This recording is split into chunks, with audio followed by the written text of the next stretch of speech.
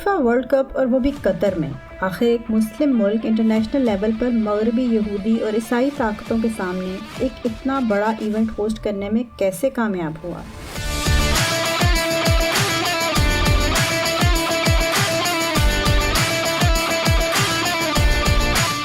کوئی ملک یا مغربی طاقت قطر کو اس کامیابی سے اسلام اور اسلامی روایات کو مشتہر کرنے سے کیوں روک نہیں پائی؟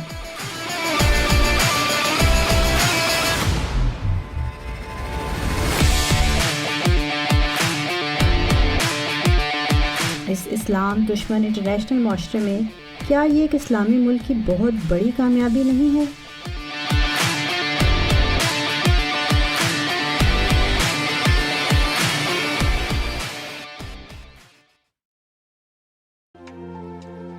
ہر کوئی جانتا ہے کہ قطر کی جانب سے فیفا ورلڈ کپ کا انعقاد چیمپئن شپ کی تاریخ میں تاریخی، جغرافیائی اور سیاسی لحاظ سے ایک اہم سنگ میل ہے۔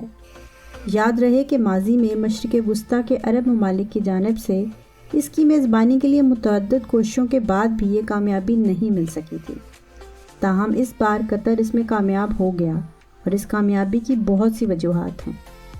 قطر میں سماجی ترقی اور خاندان کی وزیر محترمہ مریم المسید نے قطر نیوز ایجنسی کو انٹرویو دیتے ہوئے کہا کہ فٹ بال کا یہ عالمی ایونٹ ایک ایسا موقع ہے جس کا عرب اور مسلم ممالک ایک طویل عرصے سے انتظار کر رہے تھے، تاکہ وہ پوری دنیا کے سامنے تصاویر اور ویڈیوز کے ذریعے حقیقی اسلام دکھا سکیں اور مسلمانوں کے متعلق مسخ شدہ اور متعصب تصورات کو دور کر سکیں۔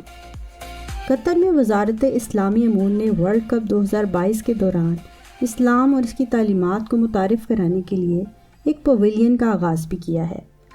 آج ورلڈ کپ کے شائقین سڑکوں کی دونوں جانب دیواروں پر ایسی احادیث اور سنت نبوی صلی اللہ علیہ وآلہ وسلم لکھی دیکھ رہے ہیں جو اچھے اعمال بجا لانے کی اہمیت کو اجاگر کرتی ہیں۔ سوال یہ ہے کہ ایک ایسے انٹرنیشنل لیول کے پروگرام کے ذریعے اسلام کا مثبت پیغام پہنچانے پر یہودی اور عیسائی عالمی طاقتیں کیسے راضی ہو گئیں؟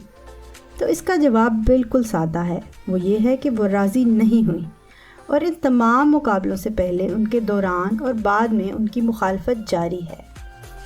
کچھ لوگوں کا خیال ہے کہ قطر کی اس کامیابی کے پیچھے موجود وجوہات میں سے ایک فیفا کے ڈائریکٹر مسٹر جیانی انفانتینو اور قطر کے پرنس شیخ تھامم بن حماد کی دوستی ہے، جو اس ایونٹ ہوسٹنگ کے طور پر سامنے آئی ہے۔ اس کے علاوہ قطر کی حکومت کی طرف سے ہوسٹنگ رائٹس جیتنے اور ایونٹ ارینج کرنے کے لیے پیسے کا بے لاگ استعمال، قطر میں جمہوریت کا نہ ہونا یعنی ایک مطلق العنان بادشاہت کا ہونا اور فیفا کے ایگزیکٹو ممبرز کی طرف سے ووٹنگ کے لیے پیسے بٹورنے بھی شامل سمجھا جا رہا ہے۔ چلیے آئیے اب ایک نظر تیاری پر بھی ڈالتے ہیں جو قطر نے اس ایونٹ کے ذریعے اپنے کلچر اور مذہب کی عکاسی کے لیے کی ہے۔ پچھلے فیفا ورلڈ کپ کے وینیو کے انتخاب کے ساتھ ہی 2022 کے ورلڈ کپ کا وینیو بھی منتخب ہو گیا تھا۔ اس کے نتیجے میں قطر نے تمام نئے اسٹیڈیم مقامی عرب ڈیزائن اور آرکیٹیکچر کے مطابق بنائے ہیں۔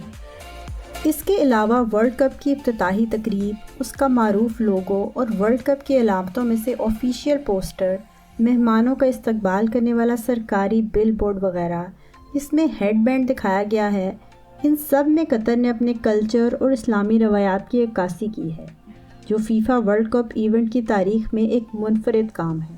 اس کے ساتھ ساتھ اس کے لوگو پر انگریزی کے الفاظ کم آن اس بات کا اظہار کرتے ہیں کہ قطر میں ہونے والا یہ ورلڈ کپ مشرق اور مغرب کو ہم آہنگی، رواداری اور میل ملاپ کا نایاب موقع فراہم کر رہا ہے۔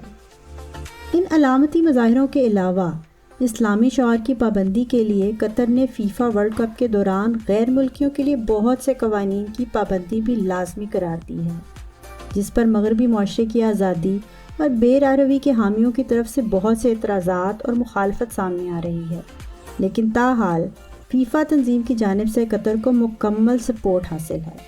اس میں مرد و خواتین کے مناسب مکمل لباس کی پابندی، الکوہل وغیرہ کے عام استعمال پر پابندی اور ہم جنس پرست اور جنس پرستی کے کھلے اظہار پر بھی پابندی لگائی گئی ہے۔ مغربی اقوام اس پر نہایت غضبناک ہیں۔ قطر میں کسی بھی دوسرے مسلم ملک کی طرح ہم جنس پرستی اور جنس پرستی کے کھلے عام مظاہرے پر پابندی ہے۔ جسے مغربی اقوام بنیادی انسانی حقوق سلب کرنے کے برابر سمجھتی ہیں۔ اسی لیے فیفا ورلڈ کپ کے دوران 7 یورپی ٹیموں نے بازو پر دل کی شکل کی قوس قزح کے رنگوں کا بینڈ پہننے کا ارادہ کیا تھا، جو کہ ہم جنس پرستوں کا نشان ہے، تاکہ قطر میں ہونے والے انسانی حقوق کی خلاف ورزی کے خلاف آواز اٹھائی جا سکے۔ تاہم فیفا تنظیم نے انہیں ایسا کرنے سے منع کر دیا اور نتائج کے ذمہ دار ہونے کی بھی تنبیہ کی، جس پر جرمنی کی ٹیم نے اپنے پہلے میچ سے پہلے اپنے منہ کو ہاتھوں سے ڈھانپ کر اپنی آواز بند کیے جانے کا اظہار کیا۔ ٹورنامنٹ کے دوران مغربی میڈیا کی کوریج بھی گیمز کی بجائے ایونٹ سے متعلق پابندیوں اور اس کی مخالفت کے متعلق رہی، جس میں خلیجی ملکوں میں مہاجر کارکنوں کے ساتھ سلوک اور LGBTQ لوگوں پر سخت سماجی پابندیاں شامل ہیں۔ ان ممالک کی مخالفت اس حد تک بڑھ چکی ہے کہ BBC نے افتتاحی تقریب میں اسلامی رنگ نمایاں ہونے کی وجہ سے اسے ٹیلی ویژن پر نشر کرنے سے گریز کیا اور اس کے بجائے قطر پر کی جانے والی تنقید کو کوریج دینے کا انتخاب کیا۔ افتتاحی تقریب میں ایک خاتون گلوکارہ کو روایتی برقع پہنا ہوا دکھایا گیا، جس میں اس نے چہرہ ڈھانپا ہوا تھا، جبکہ دوسری جانب اسکارف اور حجاب پر کئی یورپی ممالک میں پابندی عائد ہے۔ اس کے علاوہ قرآن کریم کی ایک آیت کا حوالہ بھی دیا گیا، جس میں یہ پیغام تھا کہ خدا نے انسانیت کو قوموں اور قبیلوں میں تخلیق کیا تاکہ وہ ایک دوسرے کو جان اور پہچان سکیں۔ اس سب سے یہ واضح ہے کہ مغربی میڈیا تعصب کا شکار ہے، کیونکہ وہ کسی تیسری دنیا کے ملک میں فٹ بال کے عالمی کپ کی فراہمی اور میزبانی میں عرب ملک کی کامیابی یا مسلمانوں کی کامیابی کو نہیں دیکھنا چاہتا۔ تاہم مغربی میڈیا میں کچھ لوگوں نے دقیانوسی تصورات اور مبینہ تعصب کے خلاف بھی بات کی ہے۔